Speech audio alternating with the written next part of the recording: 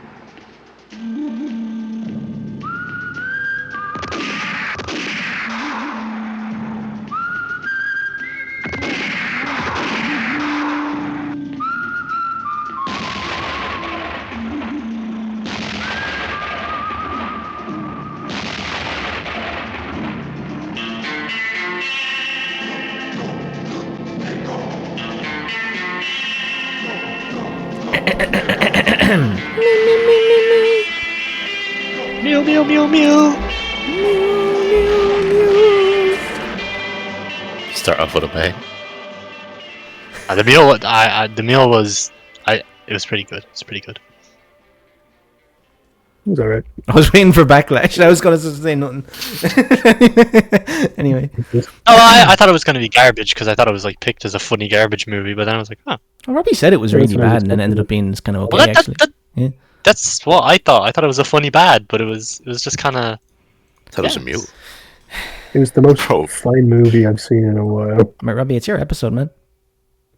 Oh yeah, okay. So the films we Even though watched you were, introduced the last episode as well, but fair play to you for doing I two introduced the last episodes one. But the films we watched were The Good, the Bad, and the Ugly, and The Mule. in a row. You're supposed to say hello. And the reason we watched them. All right, hello. The films we watched today are The Mule and The Good, the Bad, and the Ugly. That's We true. only watched them because Clint Eastwood was in both of them. We were trying to get a good Clint Eastwood film and a bad Clint Eastwood film. That's true. We'll see if we'll see if one is good and one is bad or not. Is one ugly? Oh, Might be different opinions.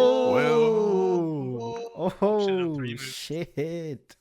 Oh my I don't think God. any are ugly. We but- should have done a third movie and made it ugly. This actually would have been fantastic. What is Oh, an fantastic. ugly movie For- to do for- with Clint Eastwood? What is an ugly movie? Zack Snyder's Justice Gran League. Torino. Transformers. No, it has to be. It has to be. He's not Clint Eastwood. It has to be a Clint film. Bro. It has to be a Clint Eastwood. Okay, an ugly Clint Eastwood film. Yeah. Mule.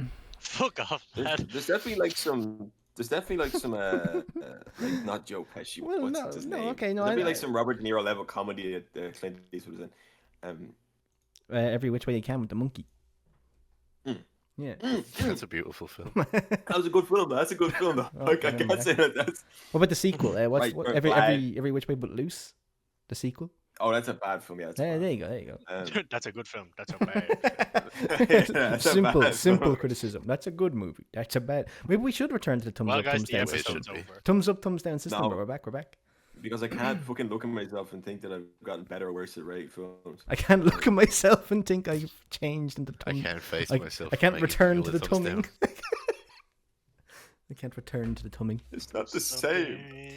Anyway, so yes, today we're doing a bit of a Clint Eastwood retrospective, and usually we would leave it up to whoever picked the movies to pick whatever movie goes first, but this time around, being that it's a retrospective, I think we aim to go in kind of a chronological order.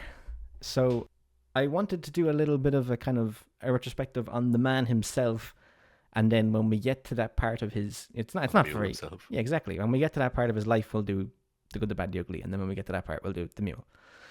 So just before we start, right? There's quite a lot of stuff I found when researching Clint Eastwood that will come back into play later on. There's quite a few things I found when I was researching Clint Eastwood that I'm going to bring back up later on when we get to the Mule, because he has lived quite a strange life. So, for example, okay, do any of you actually realize how old this man is? Like 174. So, he was born in 1930. He is 95 years old as of the recording of this, right? Fair play. Exactly. Damn. He's 95, okay? He's gonna die after he made this. Whoa, Robbie. That's one of the interesting things. I think if anybody does slander Probably the gonna Mule, kill him after watching the Mule. if anybody does slander the Mule, he may not be able to hold on much longer. That's the problem, because I think the Mule He is won't be able actually to take it. a very deeply personal film for him. You see, but the kind of strangeness starts off pretty early in his life, because when he went to school in California, he actually got kicked out of the school for what Wikipedia mentions for obscene suggestions towards management. And now, I don't know what the hell that means, but What's that entail? it's one of many mysteries we'll come across as we go through his life. So, something happened that was it was obscene. That was the word used, obscene suggestions. But anyway, Probably so something to do with like suggesting that Chinese people shouldn't be allowed in the school or something. he had to, well, I'll get to that in a minute, because he had to move school, okay? And this would have been in about, say, 1946. I'm Wait, making... to management? What? Exactly, right? He was a student? He was a student, yeah. Because What? by 1951, he had left school and actually went to go fight in the Korean War. Okay? He was discharged from service in 1953 after he was in a plane crash in which his bomber plane ran out of fuel and crashed into the sea. So then, for whatever reason, he's been kicked out of school. He left the army because he's in a plane crash. 1954, so only a year later, he gets spotted by somebody apparently just walking around outside Universal Studios who decides to sign him up for a contract where they're going to pay him $100 in 1954 money to go to acting lessons, because he can't act, for the future promise that he'd show up in movies. And he did show up for certain movies for them, such as the sequel to The Creature from the Black Lagoon, the movie Tarantula, and quite a few other unnamed roles. So he didn't really get off to a very good start. But what ended up happening is that he ended up auditioning for and getting a role on the TV show Rawhide, which is the kind of TV show I imagine Robbie would be familiar with over anybody here, because Robbie has watched more daytime TV than anybody I know. So, I didn't even know he was in that. well, Robbie, it's actually very relevant, okay? Because what ended up happening was that when he was on Rawhide, he started gaining an interest in becoming a filmmaker. And he asked if he could do an episode, and they said no. So, he's still not quite on that level yet. He's not exactly a level 99 boss or whatever. But was offered a role in an Italian remake of a Japanese film that was to be shot in Spain. That film was A Fistful of Dollars. But A Fistful of Dollars, since it was an unofficial remake of a Japanese film, got sued to fuck. They had to give up about 15 to 20% of the movie's profits.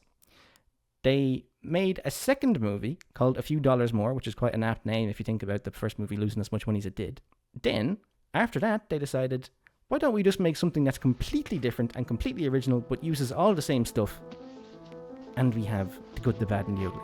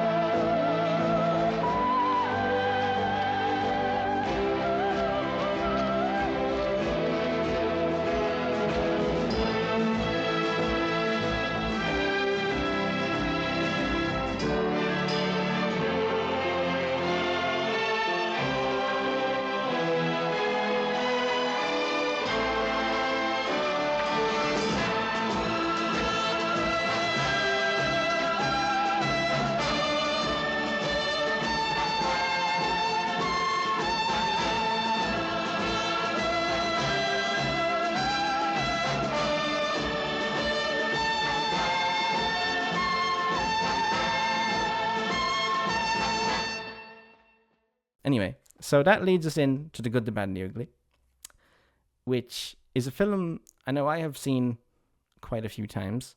I know Robbie has seen quite a few times. Alex, how many times have you seen it? Twice. Twice. Owen? Probably about like 2.5, I'd say. 2.5, oh shit. Bo didn't finish the film?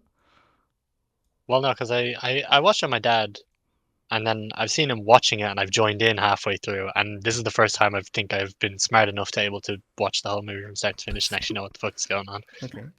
And Dylan? 3 times. 3 times. You've seen this movie 3 times. Now, something I was worried about when we started recording this episode, before we recorded this episode, was the idea that the 4K I have had 2 different versions of the movie on it, right? But from what I could tell, having seen both versions, the only version I've ever seen before is the special extended version. So I don't know what this theatrical version is supposed to be, but it does. I don't know how long was the film for everybody? Because that's the big way of telling. 158, or no, not one. Whoa, 258. Whoa! Bro did not watch 258. 258. Shortened 158 would have been diabolical. Yeah, 258. So yours didn't go over 3 hours. No, it was 258, and it was like almost to the dot as well, like 258, like Okay, mine was barely like, any credits. I think mine was like 301. And I know I watched mine It's with the same Robbie, as so I one's know what he watched. No, but if it's 258, Doug, it's not the theatrical, because the theatrical is like way short. Yeah, the theatrical. No, I know it's not. What I'm saying is, I wonder what they're missing that we weren't in terms of those like I'd be like some fucking credits. 5 minutes. Yeah, more than 5 minutes is not a lot. I'd say it was credits. That's okay. And Alex, how long was yours? And mine said it was like some extended version or something. Okay. So we all watched the I was extended just- one then. So I guess. don't know what the fuck this theatrical version is. I genuinely have no clue. But the differences are mainly just due to kind of pacing and slight explanations of things. But the extended version that we have now is kind of poorly dubbed in some bits. I used to have a friend, Pedro. His brothers, Chico and Ramon, were my friends too. But who knows where they are now? Like, you can tell which Bro, bits, don't even get me started. you can tell which bits were extended because they dubbed them at a later point, and it's very, very, very apparent. And There's it's 2 or one of 3 the- people in this movie that have like you know that one where it's like Breaking Bad anime dub where Jesse's like, oh, I'm making them mad. There's a couple guys in this movie that talk like that. No, there is. But That guy put in the corner. that's the Don't only- even joke. Well, you see, he's a Yankee colonel who decided to tear us to pieces. The only thing we care about is saving our own hide. That's the only real thing that holds it back. Is that The guy with no legs, bro. the extended dubbing is pretty fucking horrific, and it's kind of a shame. Because other than that, I think it's an absolutely fabulous movie. It's goat level, yeah. It's a fabulous movie. And I think it's going to be the kind of movie where it's going to be very hard to say an awful lot funny about it because I just admire so much of it, to be honest. Tuco. Tuco is very funny. Tuco made me laugh. Tuco is Mexican. Well, I think there's going to be enough Mexican slander. later on. Mexican is There's gonna be enough. There's gonna be enough of that later on. We do not need any Mexican slander in the first half. Calm down, dog. We'll get Sorry, to hombre. they know that. But yeah, no, it's just it's such a strange movie because it essentially, to me anyway, is just Sergio Leone practicing, kind of not even practicing, just displaying his mastery of tone. Because No, I want to talk about this movie right now, bro. This movie, director is a hack, just ripped off Quentin Tarantino. Music, hack, just ripped off of Metallica. Right. Okay, I'm listening. 1 out of 5. 1 out of 5. Okay, I'll remember to put that down on your official score. All right, continue. It's essentially just kind of a director playing with tone because, as I said, there is so many weird little things about this that they shouldn't really work. Like, the dubbing is really bad, but the rest of the movie is so filled with atmosphere that you kind of just ignore it. I was not ignoring it. No, but I'm saying is in terms of, like, when you rated it at the end, did you rate it being like, oh, 3 stars, the voices took me out of it entirely? Yeah. I don't believe you because I've seen what you rated it. We're friends on Letterboxd, bro. Even joke. Bro, okay. You're not here like I did not give spying on it his a thing. 5, bro, for a reason. No, you I didn't. do not like the fucking anime guys. Exactly. But 4.5 to 5, like that's a half star for an anime guy. If you watched the theatrical version, do you think it would have gone up to a 5? Well, I don't know. Is it just the normal movie without Goku in it? Because then maybe. Essentially, it's the normal movie, but without the bit where Tuco meets the guys in the cave. Blondie only falls over once in the desert rather than twice. What? Angel Eyes never goes to the military camp with the guy with the corn. Angel Eyes does fuck on theatrical version. Tuco's torture scene does not go on for as long. Blondie and Angel Eyes don't go camping together after they leave the military camp.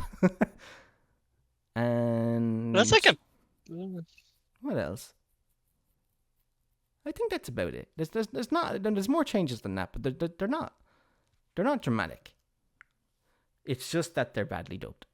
I mean, it's kind of one of the situations where it's a kind of movie where, I mean, it's gone so far into being iconic that it's kind of beyond iconic. So like we can't. That guy getting shot from the bat isn't in the sorry. the cut either. It wasn't it? Yeah, so no. Are you Sure it sure? wasn't. When he shoots out the bat, when he has a gun in the phone. I'm pretty sure that was in it. I don't think it is. I'm pretty okay. I remember it being. I'll put it up on screen now and we'll tell. But yeah, because I was going to say it's kind of difficult to say an awful lot about this movie because it's become so iconic that you can't just be like, oh, the music is fucking great, because people who haven't seen this movie know it's music.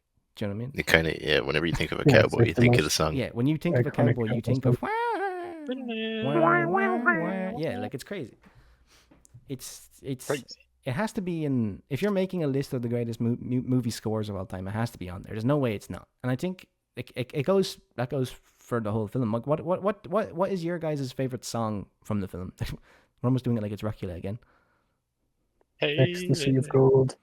United States of Beef. So you like, Dylan, your favorite piece of, well, because I think for me anyway, I'm not talking about like which song would you listen to just in your headphones. I'm saying which music accompanying the scene do you think worked best? Because I think the Ecstasy of Gold and Tuco running on the graveyard is a heck of a scene, because it kind of makes it Right, really yeah. does make that whole scene. Yeah, no.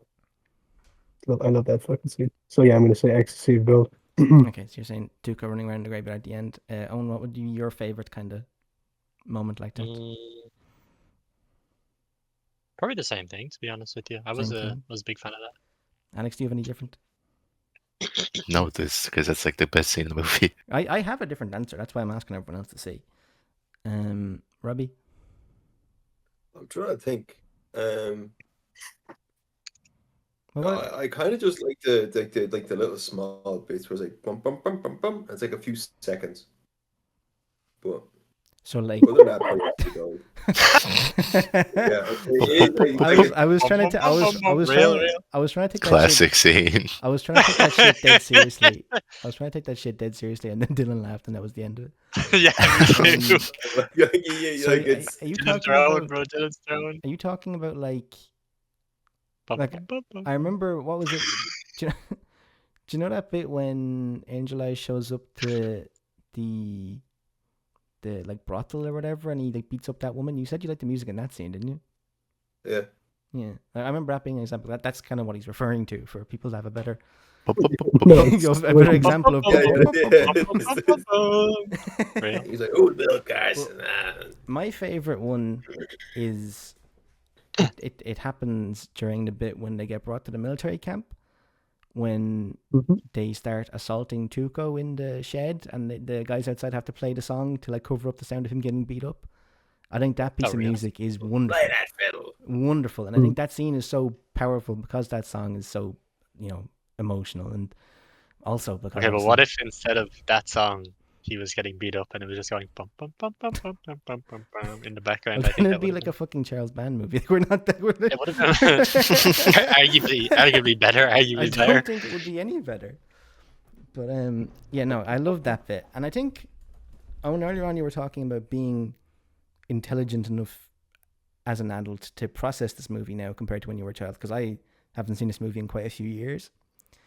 But I remember for a long time, me and Robbie used to always give out about that bit where they have to stop and blow up the bridge. Because Oh my god, that scene is peak. because me and Robbie used to be like, just get to the finale. It's so cool. The ending is great. But watching it now with my kind of, my mindset I have now. With my thinking cap on. Yeah, with my thinking cap Right. on. I think that kind of does make the movie, because the movie has a real kind of a surprising kind of like anti-war motif going throughout it, because it starts off as a very kind of basic Western setup. There's bounty hunters showing up and shooting people, and they're in the desert, and they're all that stuff. And then they get to a place, and all of a sudden that place gets attacked by the army, and it's how Blondie escapes from Tuco the first time. And then they have to dress up as soldiers, and they're going to military camps, and they're seeing all these kind of like dead people lying all over the place. And then they're going through towns that are completely eviscerated, and there's military camps, people are getting tortured. And then they hit this kind of pinnacle of that, where they find these two sides that are having this absolutely like bloody, brutal battle where they're just running into each other for the sake of like the shittiest bridge you've ever seen in your life. And they decide that if the bridge isn't there, they're not going to be fighting over anything anymore. So they get rid of it, and then the sides literally within like the space of a night just disappear. Like they're nowhere to be seen. What's so civil about war anyway?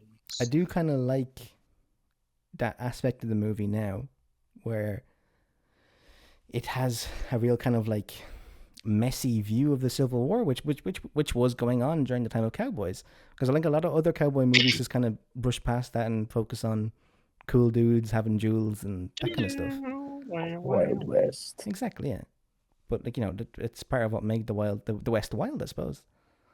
And I think, in terms of the movie being called The Good, the Bad, and the Ugly, I think that only really works on that kind of weird scale that the movie already has, because the character they call the Good isn't really all that heroic. Do you know what I mean? Yeah, it's a big comment. Big comment. He's a bit of a scumbag. And like he's only slightly kind of marginally better than everyone else. But I do think one of his better scenes happens at the end when he finds that kind of like dying soldier, and he gives him his coat and his cigarette and that kind of stuff. Yeah. Because that's something that Tuco or Angel Eyes would not have done, and that's what differentiates him from the other two. So I do like that kind of moment. But yeah, other than I do think looking back at it now, the anti-war stuff used to be completely lost to me, but now I really respect it, and I think it's kind of what makes this movie special, really, because it also adds to its kind of epic feeling. Because it is quite a kind of epically scaled film. It's 3 hours long, but it doesn't really feel all that long compared to other movies. I mean, like hang on, actually, No, Dylan, definitely Dylan, that's what I was going to say. Because we know how you I feel. hate this movie. We know how you feel about epically paced films. How did you find The Good, the Bad, and the Ugly pacing wise? I fucking hate this movie. no. Here we go again. I do. No, I actually really liked it. It felt great. Like I did barely notice time passing. Like Epically paced or it ethically felt more paced? like more like Epic or epic? it felt like it went by. Would you describe the movie as I said epic? ethic. I said ethically paced. Oh. That's ethical for someone to watch it and not be like forced to sit there. I do think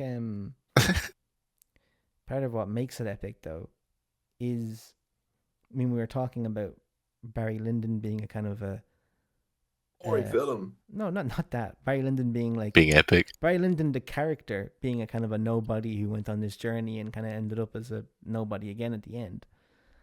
But Fucking loser. I think honestly, I think this film's almost a better example of that, because like the journey does feel so massive, and they get involved in these massive battles, and they're kind of just some blokes, but at the end of the day, do you know what I mean? Like, even At least like, everyone's a loser in this film. that's what I'm saying. They're all kind of shite bags, and they're only as I said a minute ago. I don't know, bro. Tuco had a 3,000. That's a lot of money on one man's head, or whatever he said, bro. That's impressive. But his That's crimes impressive. kept going up. Every He time. kept getting new crimes every time they went to. I mean, like, he was an absolute shite bag. Money laundering, whore busting. And Blondie was Poor busting. Blondie was encouraging it. He kept letting him go, and then eventually he just decided, I'm just going to leave him in the desert to fucking die. That's not exactly like a. That's not what he should be doing. It's actually a big hero move. I No. don't think he'd be worth more. Not what the than good should be $3,000. doing. So yeah, he's He on was the doing a really- pretty good act, bro. He was getting rid of the ugly, bro. Yeah, it was pretty heroic in my mind. but, Got rid of him, bro. But he got rid of him in the wrong way. He could have just let him hang. Didn't have to keep letting him He could've. go. Yeah, but it's like when people watch The Man of Steel and he killed no. Zod, and that's It's not like bad. that. Shut the fuck up. Moving I on. don't hear anything of any superhero films right now. Let me just put my hand up right now to say stop. We do not need that. Insert the gif. Yeah, no need. Don't even joke. Well, lad. that's why I said it. But yeah, we don't need Man of Steel talk right now. There's already been a Zack Snyder reference in this fucking thing, so. Oh, yeah. But, So next episode, we're watching Sucker Punch by Zack Snyder.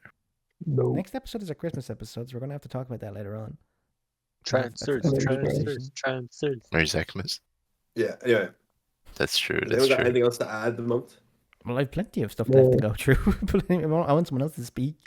Anyway, I like okay, the bit. no, I like no the bit He's a with the wild guns. boy. I like the bit. I like the I'm bit putting my with the hand up, guns. I'm It's putting my pretty epic. hand up, bro. No small things I know. Go on, Robbie. Little tidbits, bro. Like, so in the last scene, bro, when Blondie is like looking at Tuco, he's like, there's two types of people in this world.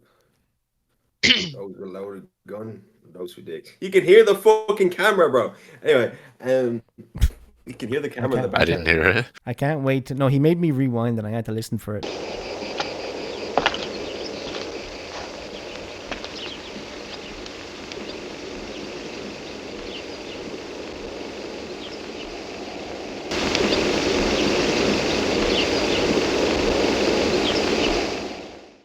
But anyway, You can hear the camera. You can hear it, but Does it go? speaking of the ending, I think you'd be pretty hard pressed to find kind of like as far as endings go. I don't think this movie could have ended any better. Bro, the ending was so good. They even put in Colin Gunslinger, bro. Okay. Oh my In the God. last mission in Colin Gunslinger, bro, they had a reference to the end. They had the fucking three-way duel, bro. That shit Did it was go as tight, hard? I'm not gonna lie. It did go as hard because I remember when we were watching it, Robbie literally said, "I'm gonna have to get you some footage of me playing this game, bro. This looks exactly like God of War's Gunslinger or Bro, whatever." you're in a fucking graveyard. It's like a round graveyard, bro. But And then like fucking it's like a little jewel. You can't even see me. This is Does it have a cool music though? It's like bum, bum, bum, bum, bum. No, Oh, no, here we it's go not. again. It's Robbie Um, style music. It's Robbie style music. Same song, bro. Same Yeah. song. That's not the same song, bro. Was it composed by the same guy? No, it's composed by fucking Techland 62 employee. I don't fucking know Techland what's going on. 62. Um, I'd listen to Techland Bro, 62's album. I said Techland But employee 62. Not I fucking suppose Techland this 62. goes to what I was saying earlier on about the movie being so incredibly iconic, though, in relation to something like Call of Well, Juarez. it's a Western game. Something that doesn't even need the influence, like Call of Juarez Gunslinger, would spend its time referencing such a low down movie. Yes, it would. Did the Mule reference Call of Juarez to Cartel at any point, or how was that? Mm. Call of Juarez. I think The they're next a Call of mutual, Juarez is gonna have a Mule reference. I think they're a mutual. Well, the Cartel was in the Mule, so you think Yeah, That's the Mule true, could have actually. Yeah. referenced Call of Juarez, the Cartel? Game recognizes game and all that. But yeah, and I think this goes to show you how kind of fucking awesome that ending is. And there's a lot of It's even referenced in Borderlands 2 as well. when. There's a But mission what where you have isn't to. referenced in Borderlands? I know. But there's a mission where you have to go get. You can actually, one of the enemies you can farm. You can get there's like this What badass enemies you fucking can like legendary farm? sniper you can get. I think it's called like the White Death or something like What the that. fuck does that have to do with the bad video I'm game? just saying, bro. Just saying. Listen, It's bro, references, listen. bro. Okay, it's just references. It's like a three-way fucking like fucking shootout as well Oh, in a okay. graveyard outside. It was a church in that place. Okay. So I thought you were saying the White Death was the reference. I was like, what does that have to do with anything? No. It's just the fucking White Just- Death. But there is a sniper rifle Deleted you can scene. farm. There is a sniper rifle you can farm from the enemies in the duel that you can get, bro. Okay, that's all. Funny, Tidbit, there's bro, funny tidbits. enemies. Bro, Is there any other games that reference this ending, Robbie? I don't know. There probably is. Okay. Overwatch 2. What the fuck? That doesn't reference That's shit. true, actually. It's Hanu. But no one says that in this, though. Noon. Yeah, but they think then- it. No, but like when he does the thing and it goes, "Pew!" It does that noise as well. So It does actually. It makes a cool noise. Direct So references, which is bro, isn't it? yeah, absolute copy. It's Hanu. Okay, well, while we're on the topic, then what else has this movie influenced? I mean, obviously, cowboy movies as a whole kind of became a lot grimier after this because it is quite a grimy movie as far as kind of cowboy movies used to go. I mean, this ain't no John There's Wayne. a lot of fellas waiting around and shit. This ain't no John Wayne movie. I mean, this is a movie full of close-up shots of filthy faces. And as Robbie said, even after Tuco takes a bath, he's still filthy.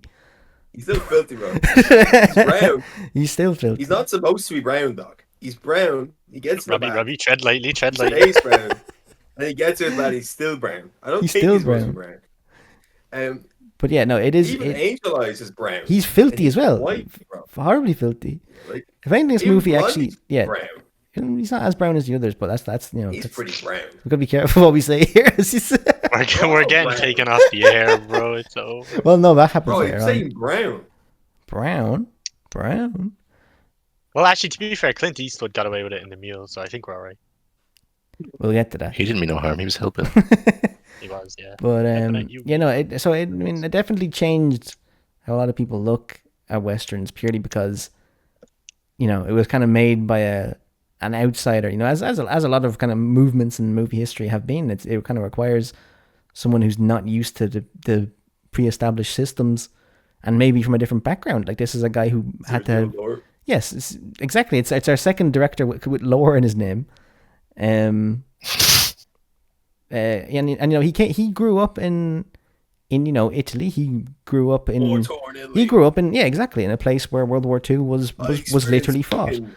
Americans didn't really have that on their own land per se, so they don't really have that kind of grimier view of war that Europeans would have. They have that kind of more heroic, typical American view of that kind of stuff where it's very kind of lighthearted entertainment rather than very dirty, grimy stuff where, people carry their own coffins and get shot and blood goes everywhere and, fucking people lose limbs and are strapped to the front of trains and, dehydrate and fucking fall over and just die of starvation in the desert and all kinds of horrible stuff. But, Maybe think of like Andy. 8.5. what, 'cause he fell over? Yeah. Anyway, yeah, no, fucking, was Bro veteran? Is Sergio Lore veteran? I need to look that up. I don't know. But He probably was. it's possible. Maybe I don't, he was a I don't know child how at the old time. he would have been when he made this. Is the thing. He might have been a child at the time. Like, Yeah. He might have been a child when he made this. Yeah, he definitely he was. probably was. He's an absolute prodigy. In terms of speaking of Sergio Lore himself, I'm never going to say Leone ever again. Speaking of Sergio Lore, his style is so very apparent in this, and speaking of the way this movie has influenced things, that style has kind of just leaked into that kind of. It is such a cool style. Like, I mean, most of the movie, whether you like it or not, is just kind of Clint Eastwood horror Tough as farming. nails. Like it's Clint Eastwood invented horror it's- farming with this movie, bro. He's it's- tough as nails in every frame. It's incredible how he can just say so little and literally just pose up and just be like the coolest motherfucker ever. Like He's it's a bit like Dylan before we start recording these episodes. exactly. kind He's, of. he's exactly like Obviously that. not as Almost. cool, but He just poses Yeah, up. almost. But I mean, when I sat down to watch the movie, the first thing I thought of was, "Damn, this is the toughest opening credits to a movie I've ever seen in my life." That was the first the thing I opening thought to credits myself. aren't that they are a bit goofy to me anyway. I wouldn't say they're tough. fucking I think that They're tough, with but their they're tough. and then the cannons going and like the titles coming up. That's a bit silly. that's tough, bro. That's I tough. don't know. That's a bit silly. But It's not as tough as what happens later on. oh my god, yeah. Because like, right, so let me just. Which specific tough moment? Any scene. Okay, Clint hang on. Eastwood Okay, in. here we go. What's everyone's Yeah, favorite horror farming moment in The Good, the Bad, and the Ugly? Nobody's gonna have the same as mine, bro. I know they are. Robbie, you go first. Like Robbie, 90% of the times. Robbie, you go Wrong first so foot. you can keep it. Well, my one is when Tuco just a little jump on the flanks and the champ, the last target. That is tough, actually. That is That tough. is tough, actually. Yeah. Okay. Alex? He's like revolvers. Cartridges. Revolver Goblin. That is cool when he builds that Um, revolver, even though it might not be That- realistic. It might not be mixes and matches the realistic, piece. but yeah. No, it's cool, bro. It's tough. Don't Alright, even joke Alex? about that. I don't know, bro. It's just tough all around. Come on, bro. You got something. When Clint Eastwood is camping with Angel Eyes and he shoots the guy out of the bush or whatever. Bro, that's that all I is was tough. gonna say. That is tough. That is tough. Okay, yeah. Owen, then what's your new one? You have 5 seconds to think. Well, I was gonna say that, or then my second choice would have been the building the revolver is tough as nails. Okay, I was, okay. I was Mine's still enjoying that intact. scene. Mine's still intact, Dylan. Come on, Dylan, ruin it for him. You know when they're in that abandoned Jesus Christ. town, I guess? You know when they're Okay, in no, the Matrix. and Angel Eyes and his gang and Clint Eastwood. He just literally walks out the door without saying a word. And then the man falls and he shoots him in the stomach. When? Oh, you know what's tough? No, sorry. But after the camp, Oh, explain, dog. Hang on, wait for Dylan. after the camp, Yeah, they're in that town. yeah. Angel Eyes and fuck, why did I forget the ways of Blondie. Yeah. Holy fuck! Hang on, are we talking about Angel Eyes? Or No, I know Blondie? exactly what he's talking about. Is it when he goes to check out the gunshots and Yes. then he sends the guy after him and he Yeah. rounds the corner and just fucking shoots him? Yeah, Yeah, that is tough. that's exactly what I'm talking about. You've lost me completely. And then literally just goes and finds Tuco right after that in the bath. Okay. No, we're on, okay, I know what you mean. Okay, Alex, what were you going to say then? It's in a similar part. You know when Tuco and Blondie are like walking through that little town and the Angel Eyes guys are like trying to get them. The bit where the two guys come up behind them and then the cannon goes off when the dust clears, they're not there anymore, bro. Oh, tough. Mine. By the way, I just changed my answer. Oh, Alex just reminded me of an even better scene. oh. Right when Tuco steals the horse after the dying man. On Blondie he lights the just- cannon with the cigarette. Like, Oh, Yeah. Oh. that's a fucking That is- Napoleonic that is fucking slick. play, bro. But my favorite comes in the end of the film, and it's at the very end of a scene I want to talk about more in a minute. When the duel is finished, right, and I know Tuco what you is looking through his gun to figure out why he has no ammo, and while Blondie is walking over to the rock, he shoots Angel Eyes' hat and gun into the grave. That is unbelievable levels of like I just slammed you out behavior. The one thing that's one thing that like struck me about that movie is any minor like if something needs movement, bro, it's done with the gun. Like it's Yeah. everything is done with the gun in that movie. Like any opportunity these fuckers get, they're shooting just anything. Like when Blondie's no, when Tuco's trying to hang Blondie, and he doesn't just kick the chair. He's like, "I want to shoot the legs off the chair." Shoot Yeah, the I'm gonna legs. shoot the legs off your chair. And then the entire house The explodes. house blows up. Yeah. Oh my god. It's such a tough movie, bro. It is very, very tough. But like as I said, it's such a cool style, and it is very well. As I said earlier on, he's very well at handling the tone of it, because it very easily could have gone overboard into like just absolutely nonsense, goofy territory. But it is just so cool, and even I will say it's an unbelievably suave, kind of cool movie. But I thought you were gonna say unbelievably swag movie. swag. This movie is swag. In the big This movie- 25, bro. Swag in the big Let me pull out the 25. MLG glasses and all that, you know. This movie is YOLO, bro. YOLO. I cannot believe it. Swag.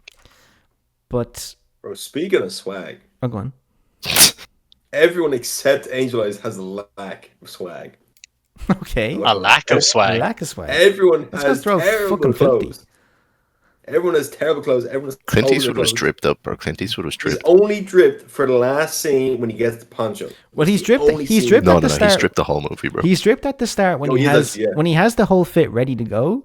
But then as it starts getting dirty and torn and shit, and he gives his jacket to the other guy, like, I mean, like, when he dumps that jacket and gets the poncho, he reclaims his drip. Like, you know, that's the getting rid That's of the drip of for yeah, a moment. that's the getting rid of the dirty owl coat. To be fair though, like the poncho covers most of them, and most of them is fucking grime. So Yeah. fair, I like he doesn't really have much opportunity to not be swag in that scene. I think he had dripped the whole movie, personally. Well, I don't think he's. I think for a while he's supposed to be quite mangy, so I don't think you can say that. Yeah, but he still has that shit on. When Like, his whole face is one big fucking blister in the desert. Yeah, exactly. yeah, but he still had that fit on. Like, it was still fucking fire. Unlike the Tuco fit with the fucking his toes sticking out of his boot. No, the Tuco fit is not it. Still, He literally had the toes. I out. liked when he had the like sombrero hat and the white like. The, You mean and it wasn't when fucking- he looked like a Mohican? Yeah, exactly.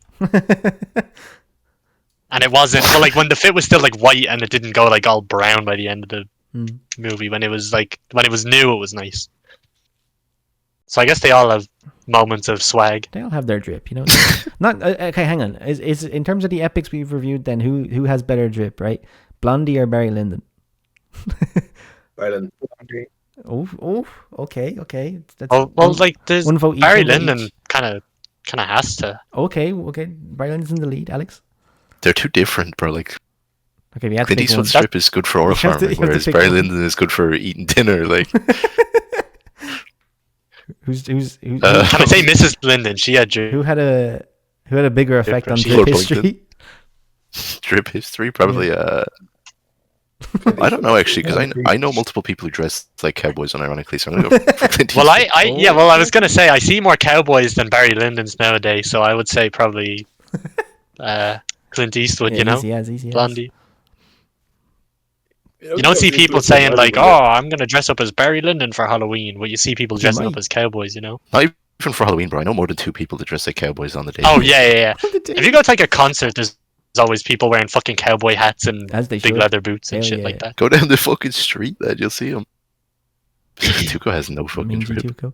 I do think Tuco's actor Eli Wallach, whatever his name is, I think he does give the performance of the film. I'm not going to lie. I think if you're going to point at somebody who carries the movie, I think it has to be Tuco. It's because he has the most screen time. Not even that. Yeah. I was gonna say when I was watching it, I was kind of getting the sense of he is the main character of the movie, But not even Clint that. Eastwood. But like, it's such a memorable character. And once again, the reason obviously that they refer to him as the ugly, and he's kind of in between the two, is because he does have quite a lot of weird moments where, like, even though he is kind of a comedy kind of link character that kind of just helps Blondie along, he does have some nice moments with, you know, his brother in the monastery and stuff like that. And I think he does give quite a decent performance throughout and stays consistently funny and never really falls out of, like, he really owns that character. He doesn't really fall out of believability ever. Like, I think if I saw him in something else, I'd just go, that's just fucking Tuco, man. Like, I don't think I'd be able to see him as anyone else. Like, he's so attached to that character in my mind, whereas I've seen Clint Eastwood in at least 2 movies. At least, and I can see him as different people. The directing at the end of this film is something I've been trying to talk about for ages. right? Because this is, I think, I dare I say, my favorite ending to a movie ever. Right? That's not true. You have to like the Godfather ending more. Cancelled off the That's podcast. That's the Off second time you podcast. brought that up, man. What's the story? Godfather ending could suck my dick. Is it the second time I brought it up? When was the first time? In the Rockula episode, you were talking about how people don't like Rockula because the people that don't like Rockula are the kind of people who say, "Oh, the Godfather 2 is better." That is true. And yeah, well, I mean that's the I second think time. Well, I'm just people don't using it like as an Rockula 'cause, example nobody because knows it's about like it. not only is it the movie, but the ending is also the movie ending as well. So Well, I mean, it just works out well. But I think Yeah, but in comparison to this, it's fucking if I suck my had to, cock, bro. well, I like them both quite a lot, but I do think in terms of just nailing the landing, because I think The Godfather is very consistent throughout. I think The Good, the Bad, and the Ugly, I do believe there is a possible universe out there where it had an ending that didn't live up to the hype. But the ending that we get, right, from the second Tuco rolls into that gravestone until fucking Blondie rides off on the horse and the credits roll is pure cinema. Like hands in the air, Martin Scorsese, proper, just like absolute cinema. Absolutely Right? freaky. That scene, as Dylan was saying earlier on about the music, when he's running through the graveyard and the music is building and building and building, and the background is getting more and more blurred, and then at one stage it even stops showing Tuco altogether, and you just see this It just starts spinning. this spin, like just the pure kind of like excitement of the moment, and Tuco trying to find that gold, and then he finally finds it, and then just as he starts to dig it up, the other two show up, and then they find out that there's nothing. And then they move on, and there's that big shot of the graveyard as they all take their positions. When it zooms in on there's all those extreme close-ups of their faces, and you can tell who they're all looking at. And of course, when you know how it ends, and you go back and watch that scene again, the kind of eye movements are really cool because the way like Tuco is looking around so sporadically, and he doesn't know who he's going to shoot. And Angel Eyes is kind of, he looks over at Tuco, he kind of fobs him off, looks back at Blondie, and he realizes Blondie is looking at Tuco. And he looks back at Tuco and kind of goes like, what's he looking at him for? And then he realizes he can take his moment, and he looks back at Blondie, and then there's kind of like he locks in on that. And Blondie's eyes keep looking at Tuco, only for, of course, the big reveal to be that he's just going to no-shot him anyway. he's not even going to look at him. He's just going to fucking, shoot off to the side and murk him because Tuco has no fucking bullets. Moment. Crazy aura moment. But yeah, just the direction in that scene is so fabulous, and I just love it to death. I used to when I was younger, right, and I started first kind of getting really into movies, I used to watch that scene like on loop. Like no joke. Like I used to just love Inferior to me using to rewatch the Spider-Man dance scene on loop. Clearly I was the better film because you were on top. I literally just had this shit recorded off of like Turner Classic Movies on my TV. And I used to just fucking rewind it and like watch that ending just over and over and over and over again. I loved it. That is pretty base actually. But so yeah, it's always stuck with me, and it still hits the exact same as it ever had. I don't think it's ever going to hit any different because it's just such a well put together film. Does anybody else have anything to add?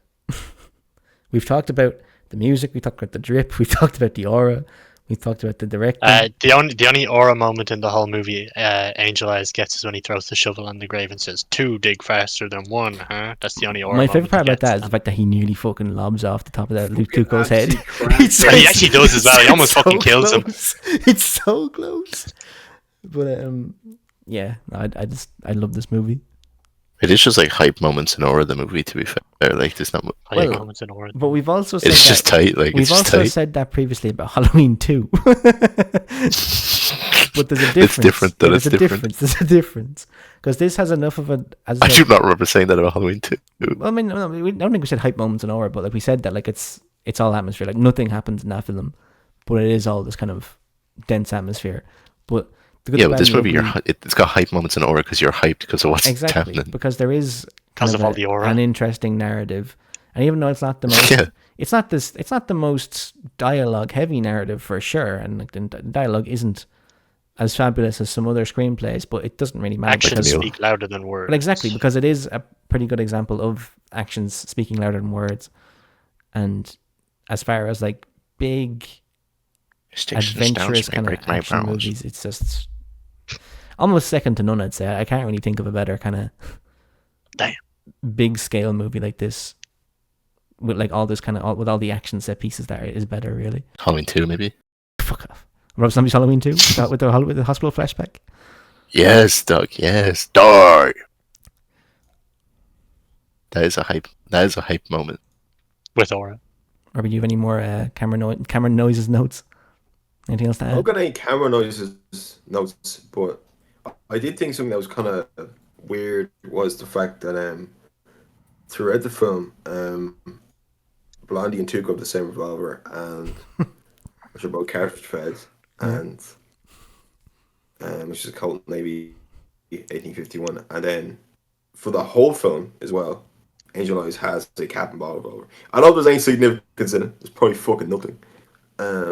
But yeah, it's just weird that it's just another thing to put a thing into like that at the time the service revolver for the army at the time was the Colt Navy, and they're just using surplus crap, so they're just broke asses, and Angel Eyes is still using a commercial like fucking like a civilian gun that like costs probably more. So he paid for his guns. What you're saying, and they very clearly kind of paid for his gun. It's like, yeah, it's just like even when Tuco gets his, he just steals it. Like it's. That's a cool way I'm of pretty sure looking he just at it. gets another one. He crafts his Angel Eyes is but- always like in like a I don't know. He's always just got much better shit on him. It's just weird. Well, I suppose that's because they do. I mean, you can't even argue that that's not really intentional, because they do very clearly put the effort into having the characters' guns be kind of an extension of them, because they literally have Tuco craft his own to literally fit himself. Like they very clearly put thought into the idea of what gun each character would use. Kind of like that fucking like that like Angel Eyes is kind of like he's kind of like a devil force. Like he's always equipped to what he has. He doesn't lose anything. It's Whereas the others do It's have like to as a pick part up of whatever the fuck they come across. the other people have to like kind of equip themselves to like fight off this like sort of like demonic force. Yeah. But I suppose that them having to, because I mean that goes back to kind of what we were saying even earlier on about the film being kind of like a war movie more so than a western, where it is kind of about these people kind of scraping by on the leftovers of this massive war that's going on in the background, because the gold that they're looking for is military gold. You know, like they only find out about it because like soldiers had buried it somewhere.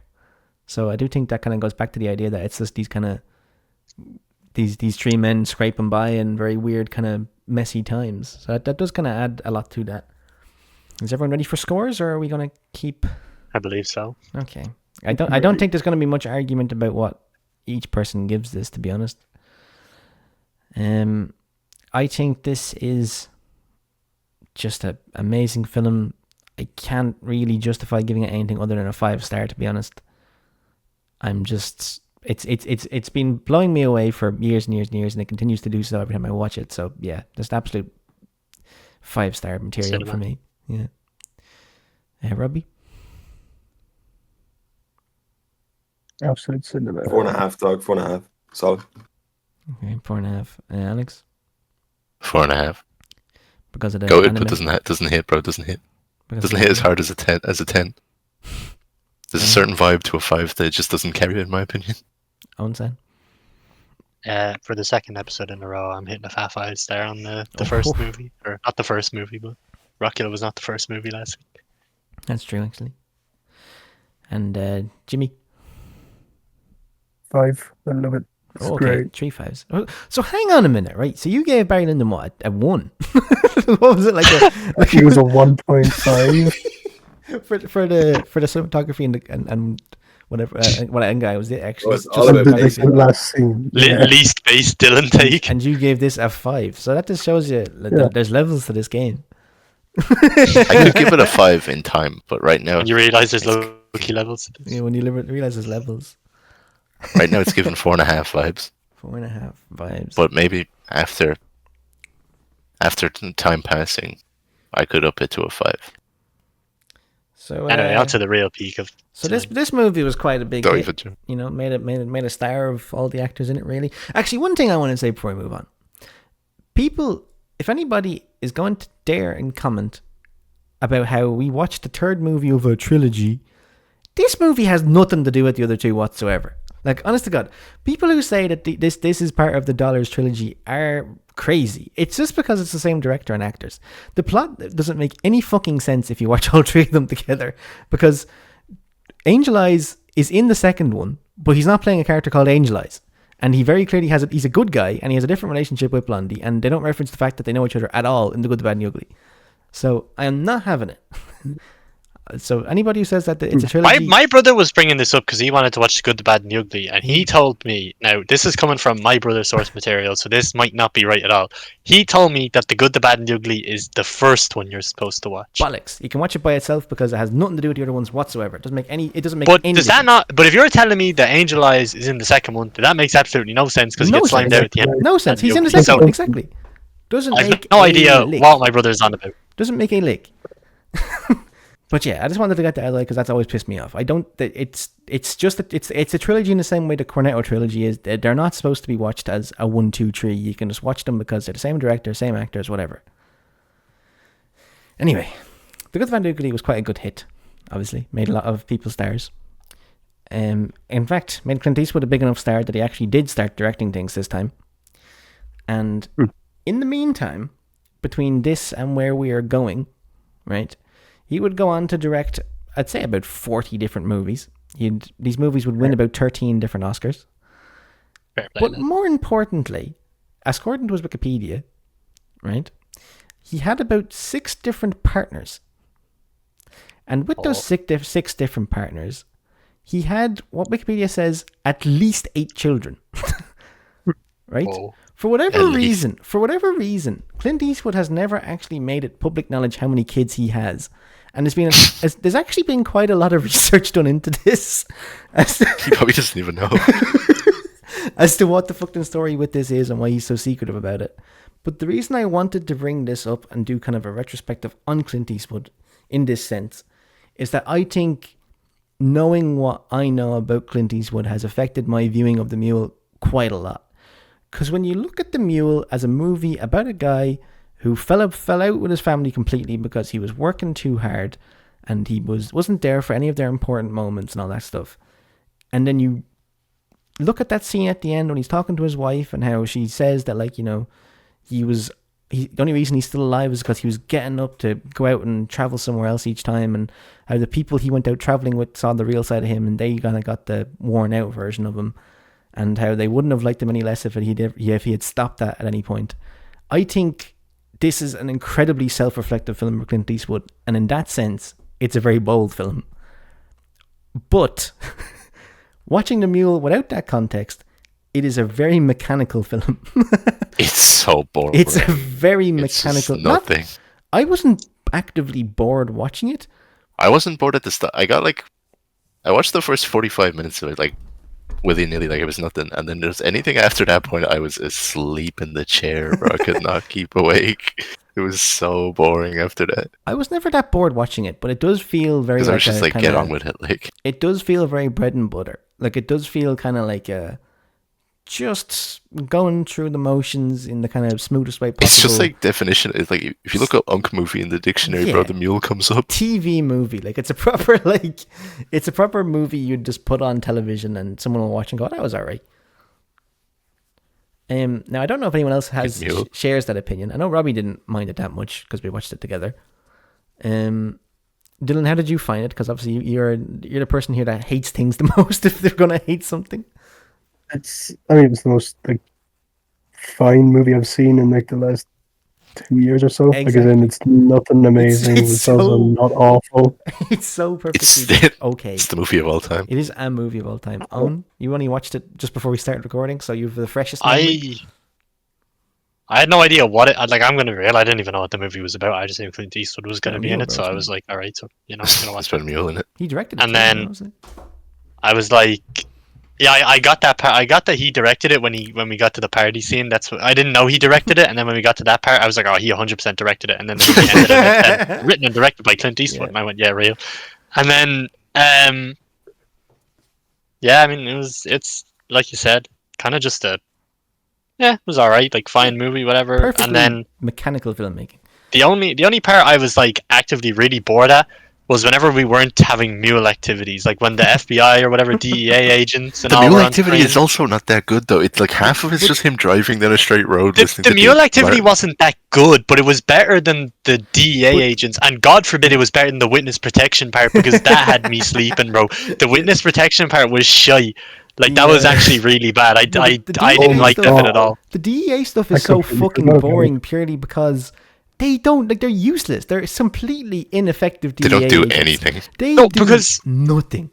Not You a think thing. that the bits with the the mule activity is like repetitive or boring or whatever, but every time you get to the fucking DEA people, it's genuinely like the agent dude walks up to Lawrence Fishburne and he goes, Yeah, "Hey man, we're gonna get we're this. close to this, and he's like, "I'm sorry, I don't have the funding," and he goes, and then he looks at him and he goes, "Bust," and then 16 cop cars drive out of the building to go catch the mule, and then they come back and they're like, "Boss, we failed, we didn't get him," and then it's like, "I'm sorry, I can't condone this any further," and he looks him dead in the eye and he goes, "Bust," and then another 16 cop cars drive out of the fucking building.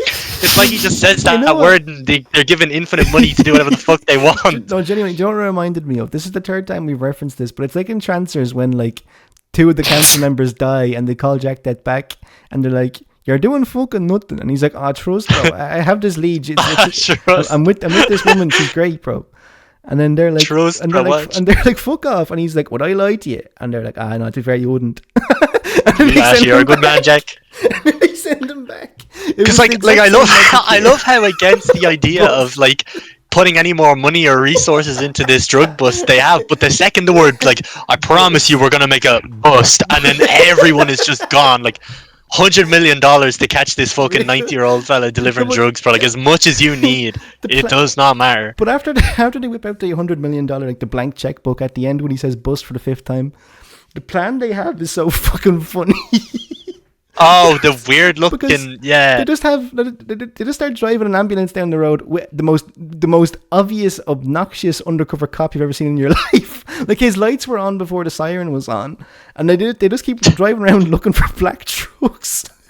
I don't understand as well how when the mule goes to the funeral and to stay with his family for a while, I don't understand how he completely disappears off the radar for both the cartel, who supposedly own this man's life, and the entire fucking DEA office You does take not my care road. about, like, it makes no sense that he's able to disappear like that. They had a tail on him and they were ringing him, and like he had like fucking 45 missed calls or something from them, and like he was just like, Yeah, they put a camera in his fucking Jeep. They put one in his Jeep when he first got the handler, and that never got brought up again. The only thing it was used for is to listen to him singing. That was all it was ever used for. Oh my god, there's like 8 singing scenes of him. Well, that's just- fucking There's a lot of looking scenes of guitar. him driving, singing, and then it shows the fucks behind him doing the same thing. yeah, really.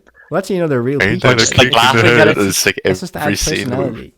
But yeah, no, It's very He gets out of the car, and then Mexican man walks over and says, "You did a good job, homie," and then they walk away, and then he goes home and does it again.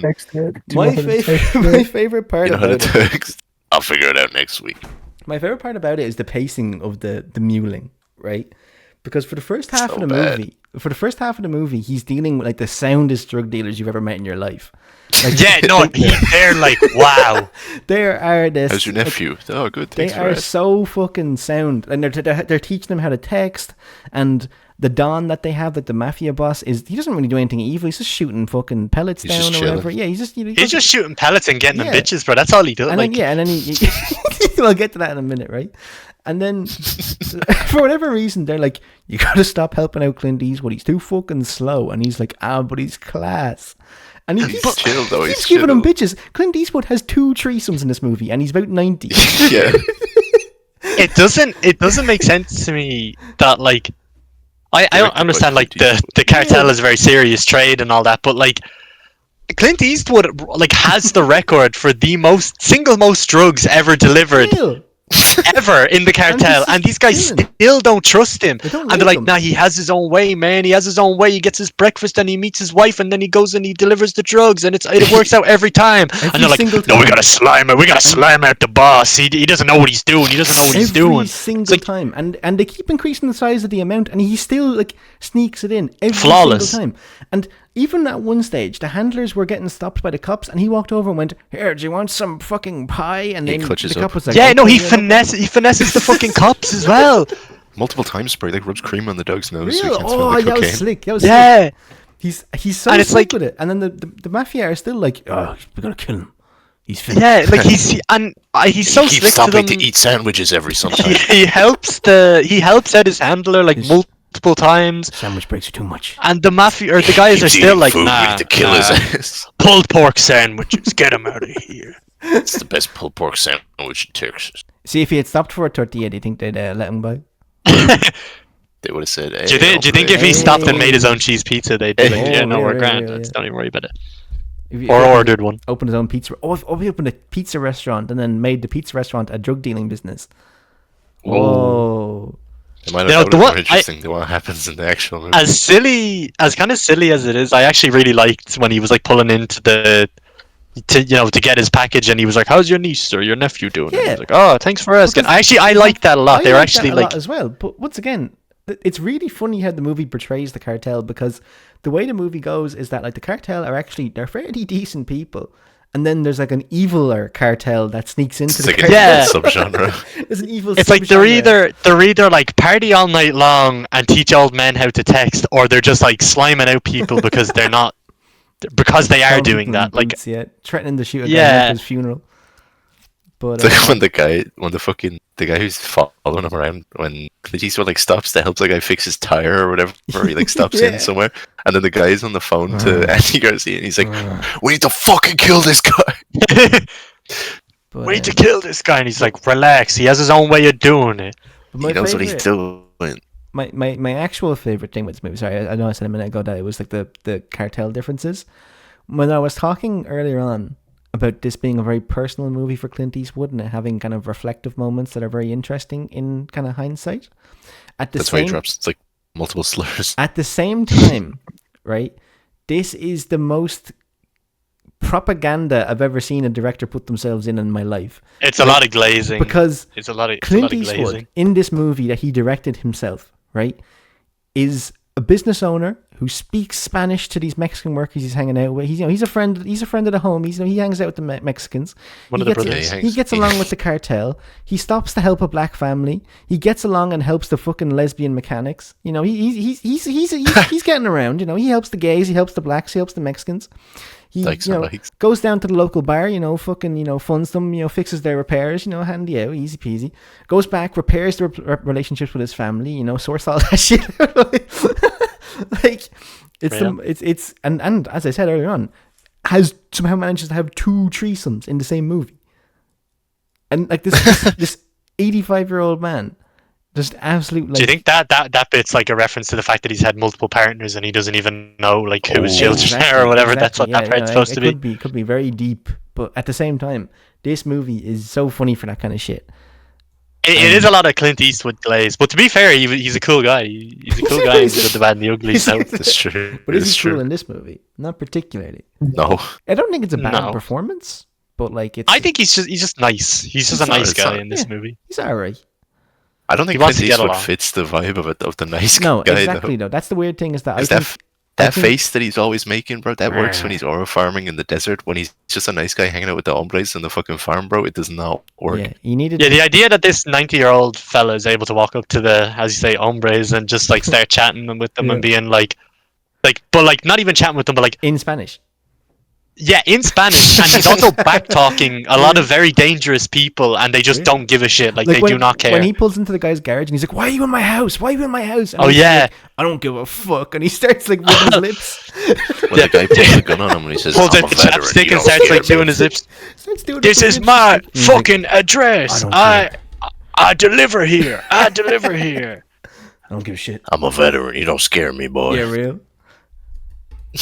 I killed Put a gun to Angel his Eyes. chest. That's too tough. Yeah, he literally has a gun to his face. He's like, "You don't scare me." You don't scare me. If you're gonna do it, go ahead and do it. I'm like, bro, you are a 90-year-old man who just got back with your family. You can't be throwing your you can't be doing this. Throwing bro. your life away. But I mean, yeah, he did got back with us, but his wife died, bro. It was sad. Yeah. True. Well, at least the cartel were forgiven for that. Like some of them, like the real ones. The 2 blokes were, but then the super evil cartel guy on the phone was like, "Kill him." And I don't then- care about his wife. And the thing I find very funny is that when Bradley DEA shows up at the end, right, and he arrests Clint Eastwood, did they ever actually bother arresting anyone in the cartel, or is Clint Probably Eastwood? not. Clint Eastwood ain't no I thought they were snitch? gonna let Clint Eastwood go when he got Yeah. into the car and started talking to him about like how his family's doing and all, and Yeah. how he reconnected with his daughter. I thought he was just gonna let Send him his go. ass to jail. And but when the film ends, he's in prison. Like it's not a happy ending. You know, he's in jail and nobody's gardening in jail, bro. He's That's true. gardening in He is jail. he has glasses. And he's probably not gonna last like 6 months there anyway. The guy's fucking 90 years old. Well, he's still going now. The film That's came out in true. 2018. Fair enough. Maybe he will. Real. Yeah, it takes place in the like He works for 2018, the so cartel. Clint Eastwood would He's still be in probably getting there. stabbed in prison. What, Dylan? He worked for the cartel. He's probably getting stabbed in prison. Oh, true. Well, I mean, the cartel could have guys on the inside, like in Breaking Bad, you know? Yeah, that's what I'm saying. Protecting the mule. Real. That's what I mean. Though, what if the nice Oh, cartel guys you are meant for have, like, protection. yeah? Yeah, what if the nice cartel guys are in there and they start teaching them text and shit? Like, they're still going. So you press this Still little icon going. down here that brings up the numbers 177 Joy, whatever the address was. Yeah. That's my fucking address, hombre. But They- I don't know. At least that went somewhere. The fucking witness protection thing, bro. That actually pissed me off. And the fact that like, I don't know why they chose him of all people. Like, That was really annoying. Like I think the movie could have actually been shorter because they could have just taken that shit out because it doesn't go any. It's like like obviously they needed a way to be getting all this information on Clint Eastwood, but you could have just put that You could in just with the imagined rest it. of the. like you could Yeah, like it doesn't like. You can just say our guy on witness protection got us, and then you're like, all right, grand, I don't care. Thanks. We know how he's But getting I do info love on how Clint Eastwood. they trap him into it though, where he's getting his nails done, and they walk in and Oh, yeah. they're just like, yeah, you better work for us because otherwise everyone will think you work for us. And he's like, what? And they just get up and walk out. Yeah. It's really- What does that even mean? I don't know. Like basically they were like I would have just called up my cartel buddies and been like, here, slime out these two Yeah, cops, real. brother. Trying because to. literally their proposition was either work for us or we'll tell the cartel that you're working for us, and even though you're not. And then he was like, oh shit, well I guess I better actually work for you instead. That's a terrible deal. Yeah. Either way, If you he's know getting where the cartel are to tell them that this guy is working for you, go bust them. real. But that's the funniest part though, is that they seem to have an awful lot of info on the cartel, but they just don't seem to be able to do anything other than catch mules. Yeah, and they Catch a don't mule, even do a good please. job at that. They only catch one. They catch one mule after letting him go the first time, and then pulling over like 3 incorrect people.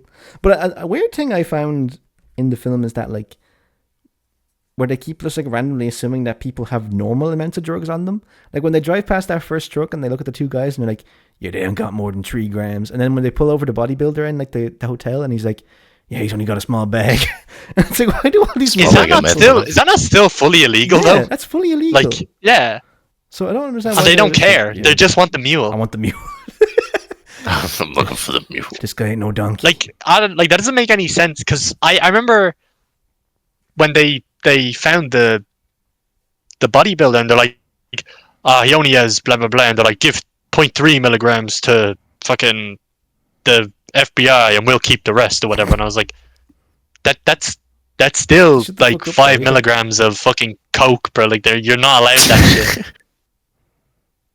That they said they were busting what 20 a month or something, and this guy's delivering 200, and I'm like, 5 milligrams is already like that. Really? That's like a quarter of your a monthly vast, quota. like quite a bit in your monthly pulls. Like that's good. It's not bad. But yeah, no, what were you saying about him like trying to like fucking like bring himself back to his family and shit, like catching up for lost time. My biggest problem with this is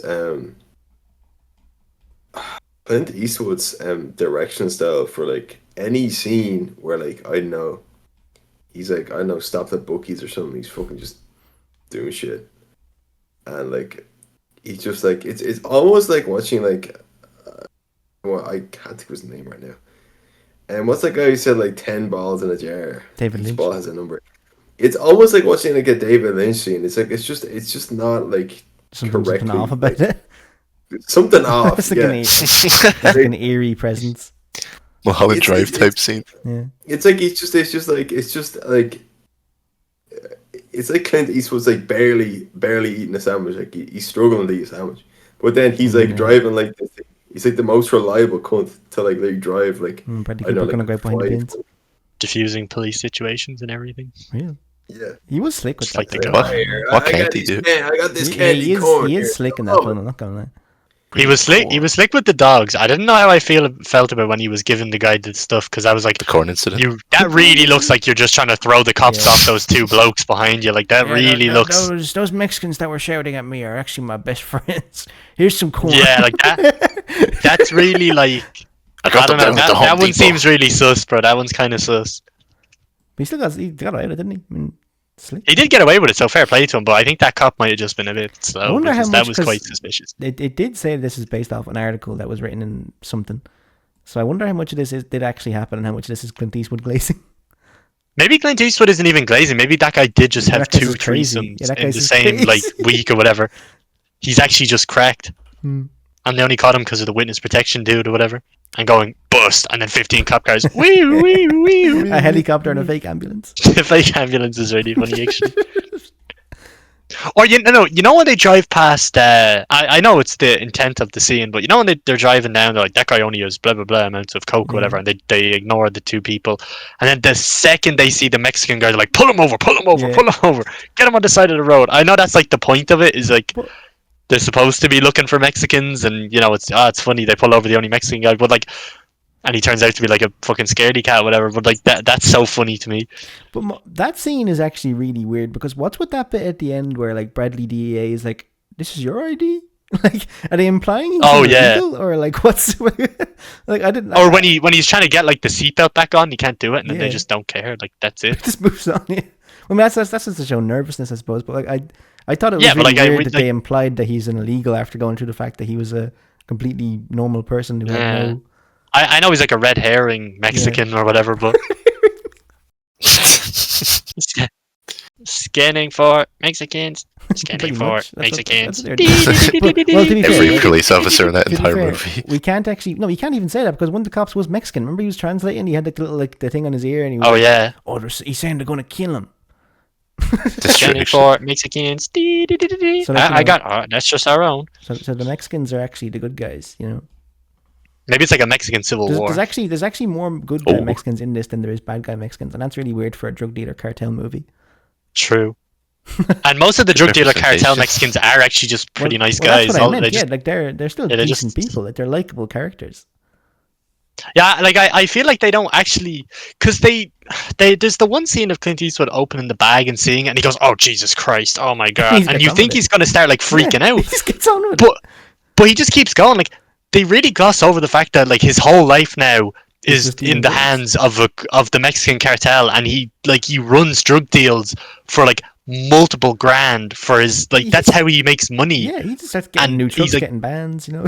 Yeah, he's constantly at danger, like in multiple situations where the cops like pull him over or anything like that. But like he just does not care, and he just treats these cartel guys like they're his mates. Like he doesn't feel bad about it or anything. He just gets on with it, Does not give which a is probably rat's. more Clint Eastwood glaze, but still, it's kind of a weird thing. That's the Mule.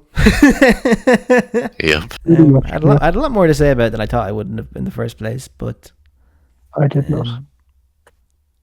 you don't have anything to say. I don't. Like, I still, despite all the No.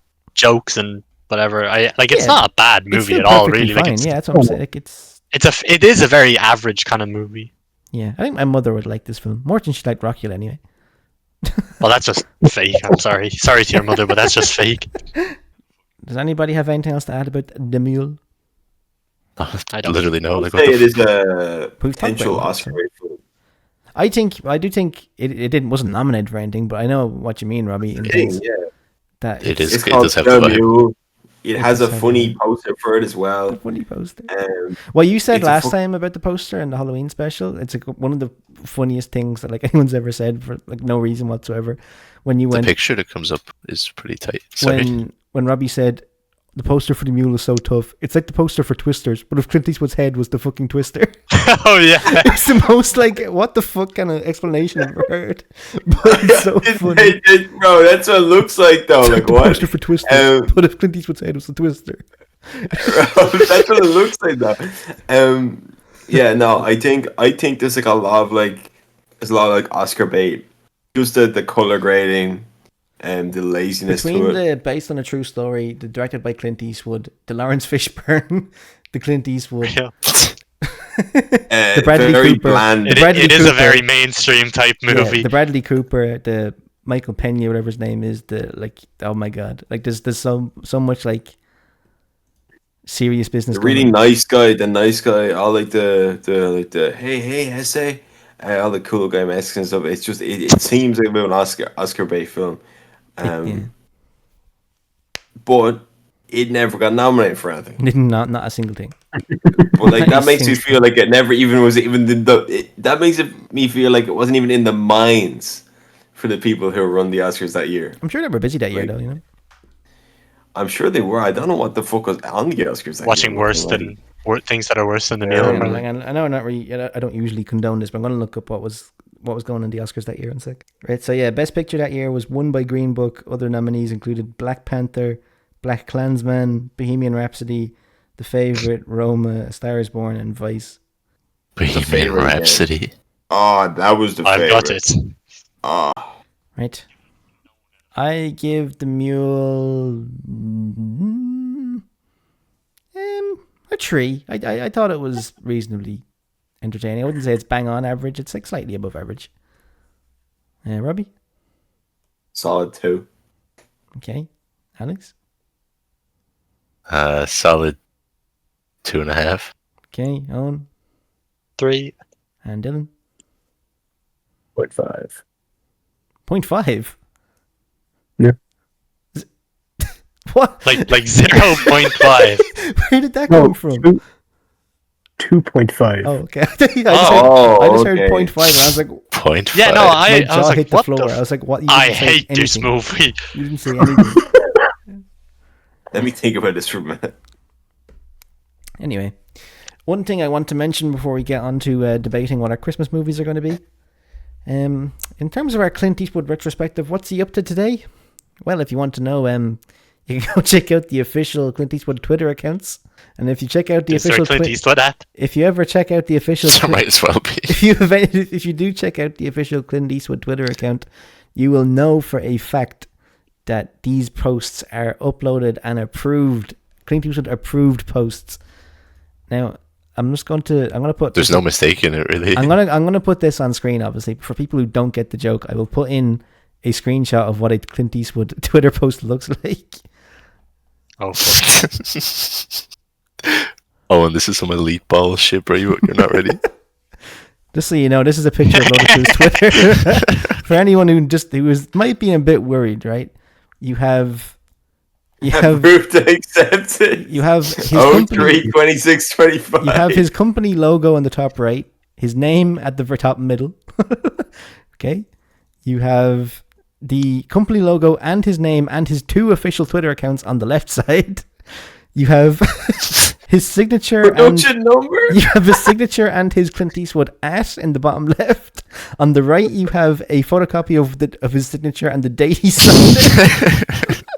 Below that, you have property of Clint Eastwood, official account disclaimer, and it leaves a link so you know how to verify that Clint Eastwood actually approved of this. In the bottom left-hand side, there is a nice little logo saying Clint Eastwood. In the bottom middle, there is his company's logo again. And in the bottom right, there is yet another signature. So, just if anybody ever wanted to know. Just in case you weren't sure. In case you weren't sure that he Clint Eastwood approved posted that. that these pictures were, and it's on every picture. It's on every picture. Like it's not just a one-time thing. So Yeah, he does that on all of them. just in case you wanted to know, this Just one because here, you didn't know who he was. this one here actually has a stamp in the bottom right saying Clint There Eastwood. might be and John unofficial Wayne. Clint Eastwood photos, you know? Just in case, you know. What is the point? Because, like, it's not like you're going to be able to share these photos now. Like, you're not going to be like, hey, bro, check out this photo of Clint Eastwood because it looks like this. You're not going to share it to Maybe anyone. he, well, maybe just want to be shared, you know. That's what that's a good point, actually. I like when it's the Clint. Maybe he was really ahead of the game and he was worried about people faking him with like AI, so he wanted to get ahead of the Oh curve. shit! Wait, hold on. He wanted That's to get kind of ahead real, of the actually. curve and like prove that these were not fake photos, you know. Yeah. Those pictures behind him No, are static. No, the pictures behind them are static in that picture. With John Wayne. Oh, they are too. It's Yeah, what the hell is it? they probably don't have the rights to those images. Just in They probably case. Yeah, actually, that's a good What if point. those Just in images have the case- same amount of watermark or something? Just in case he decided to block off those images, you know? Yeah. He's just the goat, I guess. We have to get on to our Hey. final business. Okay. Next episode after this will be our Christmas special. Yeah. So much like we did last time when we all voted on the Halloween special, there is going to be a vote on gonna the Christmas shoot special Twilight? now. Dylan, I don't want to hear any accusations this time of you rushed me. Dylan, I don't want to hear any recommendations this time. Bro. We're not watching the Bye Bye Man again. Not my recommendation. You can recommend things, but I'm not having any of that. Any of this. You rushed me when you picked the same film twice. Does anybody have any suggestions off the bat that aren't immediately obvious? Bad Santa 2. Oh, Jesus Christ. Okay, wow. Who's gonna shoot the pilot? Bad Santa 2. Eyes Wide Shut and Bad Santa 2. Because in my head, Please, somebody pick something else. in my head, there's a very obvious 2, Bye now. right? Polar Express. Transfers. You can get Polar Express if you want. Well, exactly, right? Transfers is one, because whether you like it or not, we've referenced it in about 4 different episodes. It means a lot to certain people in this group. It's a funny Everyone. movie we can get a lot to Certain talk. people, yeah. That's what I'm saying.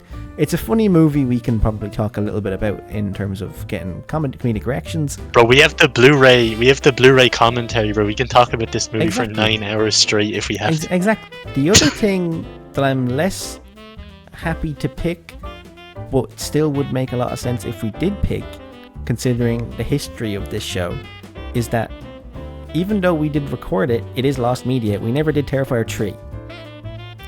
That's true. We did Terrifier 1, we did Terrifier 2.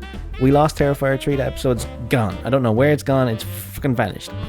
I have a proposition to make, okay, for 2 films, right? But people have joined the show since then who weren't there for Terrifier 1 and 2, so that's why I'm hesitant to make them go Well- back and watch Terrifier 1, 2, and 3 in order to do the episode. It's peak, though, bro. It's worth I will it. watch 1, 2, and 3.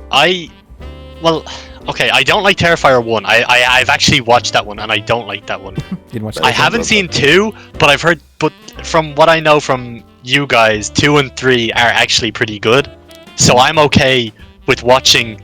I can skip 1 and I can just watch 2 and 3. That's no bother. Okay. 1 is a bit of a skippable one, yeah. One is. I know, no, because I've seen 1 before and it doesn't matter how many years ago I seen it. The whole movie, I know exactly what it is. Like, I know what happens from start to finish. I don't need to watch it again.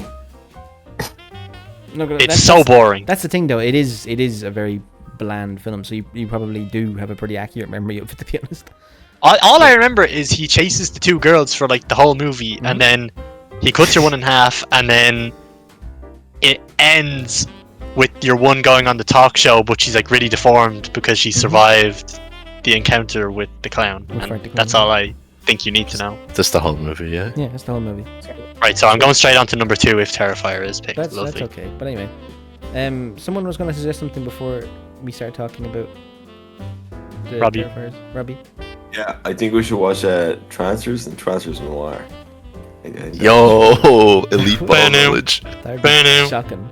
Do the same thing. Transfers 1.5 or whatever it's called. What one is No, that? that's Noir. like That's 15 minutes Noir. long. There's no point. Yeah, I know. We could talk a lot about that. No, you couldn't. So okay, so as I said, those 2 for me are the big obvious suggestions. But if anybody has anything else they want to throw into the mix, please go ahead. They're not Christmas films. It's like saying fucking like Die Hard's just at Christmas, like it. But yeah, I'm listening. I don't know. I don't think. Actually, no, it does fit the format because Transfers is slop. And Terrifier is good. So yeah. No, these are okay. You're happy with Terrifier and Yeah, Transfers? I'm happy with Terrifier and Transfers. Yeah. I'm also happy. Transfers with is that. shitty enough that it can fit the bill. Yeah. Dylan, do you This have is awful. I'm resisting the soundboard right now just for the sake of the recording. Dylan, do you have anything? No, we'll do those 2. We were gonna do at one stage. What was that movie? Alex, you'd know it. What's that movie with like the guy, the poster of the guy like drop kicking the poster? He's like drop kicking the camera, and it's about Christmas, and it's supposed to be really bad. Saving Christmas. Saving Christmas, yeah. I remember saying like ages and ages and ages ago that I wanted to do that for Christmas, but I don't know if that will. What if I'll you have just to watch say like that. I Silent would watch Night, Deadly Saving Night 4 or Christmas, bro. I would watch the fuck out of Saving Christmas. Yeah, There we go. Saving Christmas. That's, the one where the guys That's a are tough flying poster. at What the camera. fuck? Oh, and do you want to see something even more tough? Go on. This is the Letterboxd ratings chart for Saving Christmas. Well, the question is though, when do we get around to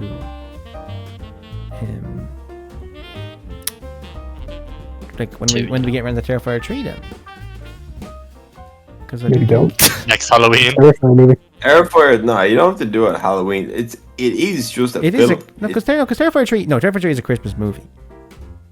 Like, Well, you Terrifier can't 3 is a get good around film. that. You It's can put that. but no, with but Well, Terrifier. if we were to give up anything out of Trancers and Terrifier, I'd probably give Would up be Trancers Trancers. because Trancers Trancers is such a staple of I don't know, everything here that it can be just My watched life. whenever.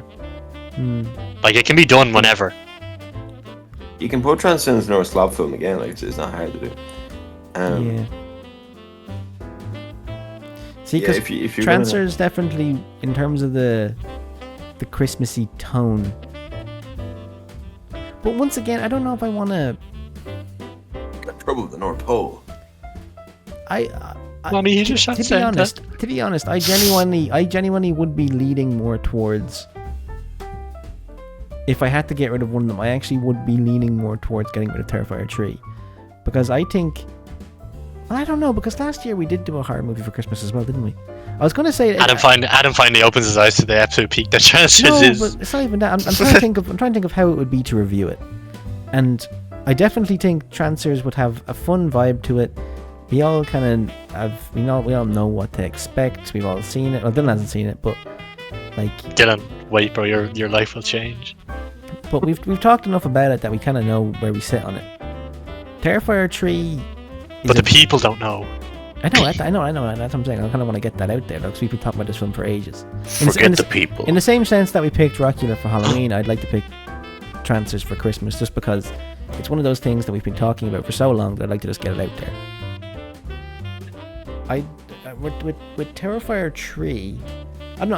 I'm just in the mood to do something kind of goofy for Christmas, and I don't particularly because Terrifier 3. You know, I talked about this before as to like, you know, you can sure you can say what you want, but I don't particularly like. I do respect the Terrifier movies, but I don't particularly like that kind of movie. I'm just not that big into gore. But he kills the babies. He blows Yeah, up I the don't children, really Adam. care. I've already It's seen so that, cool. It's so cool. He blows up the That's what I'm children. saying. Guy who hasn't seen the movie, we're describing a scene Yeah, from right. 45 minutes in. Yeah. Well, that's what I'm saying. That's why everyone knows what that movie is, because of that fucking scene where he blows up the children. That's like the big thing. Well, that's what I'm saying. Like, and as much as I do think it's a decent horror movie, I don't know. I'm just not really in the mood to talk about it. Blow again. up children. Yeah, like I don't know. To shove a rat down You somebody's want a throat. happy Christmas. I want a decent, happy Christmas episode, and I think Terrifier is a bit too grimy for that kind of shit. And I know we did the first two episodes already, but I'd rather just kind of kick that down the road until later. So I think we should do can come back to Trancers and probably no, because Trancers. I don't really. I was gonna say Trancers and Saving Christmas, but that's two bad movies. Trancers is Well, not a bad movie. There's gonna be two like immediate 5 stars for Trancers. Spoiler alert, don't you know? They're fucking Dylan, do you void. want to do Polar Express to try and redeem yourself? Yeah, the Polar Express or the Santa Claus movie, right? That was pretty good, wasn't it? Which The Santa Tim Claus? Allen one. Tim Tim Allen? Allen, yeah. That's a good film. That's a good film. Yeah. Okay. He goes in a little small, little tiny like gas. He goes in the radiator area. Yeah, he goes, yay! Compromise. I had to come out of a radiator. I had to be Tim Allen in a radiator. It's Santa Claus. How'd he get down? I don't know. I'm willing to do the Polar Express and Trancers. I would like to Yeah. do the Polar Express because, like, the Tim Allen Santa Claus movie, I know, like, the I back know of my hand. that's why I was going to I say. don't know anything about the Polar That's what I was going to Express. say because I've Bro, only Tom seen Hanks. Tom Hanks. is in I've it, seen bro, the Tom Polar Hanks. Express like once in my whole life, and I remember barely any of it. I saw it once when I was like 5. Exactly. I cannot Polar remember Express a scared the single shit one. out of me when I was I'm a the kid. exact same. I remember fuck all the Polar Express, I played the PS2 game a lot. Tailman and Santa Claus is back in my hand material as well, so I'll happily do Transfers and the Polar Express. If anybody has any counter offers, go ahead. Sounds good to me. It's all good. Oh, good. Okay. Well then, this has been the in-between holidays episode of Misfits of the You Art. have to promise to watch Saving Christmas just on its own, though. I'll watch it. I don't mind. We Okay. can bring it up on Triple it as like a bill, little mini triple thing. bill. Yeah, you can Triple bill. I didn't say that. Shh. But you know, this has been Misfits of the Art. This was the filler episode in between holidays. I was Adam. That was Robbie. That was Alex. That was Owen. And that was Dylan, I think. The mimic. Thank you all for listening. Arigato. Welcome to the new year of Misfits of the Art. After our, this is our New Year special. Really. The Year of the Dragon. We do a New Year's special now. Is that? This is year 2.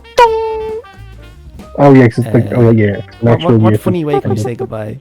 Adios, adios. Adios. Adios, Adios, hombres. hombre, amigo. Want to make cheese pizza?